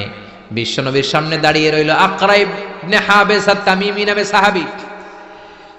বিশ্বনবীর নানা নাতির এই আদর ভালোবাসা দেখে আকরা বলে, ও নবী, আমাকে আল্লাহ 10টা সন্তান দিয়েছে, একটা সন্তানকেও কোনোদিন আমি চুমা দেই নাই। বিশ্বনবী বললেন, বলো কি? মানলা ইয়ারহাম লা ইউরহাম। যে কারোর উপর দয়া দেখায় না, আল্লাহও তার উপর দয়া দেখায় না। যে কাউরে ভালোবাসে না, আল্লাহও তার ভালোবাসে না। যে ছোটদের আদর করে না, সে আল্লাহর দয়া পায় না। চিল্লা এখন ঠিক কি না?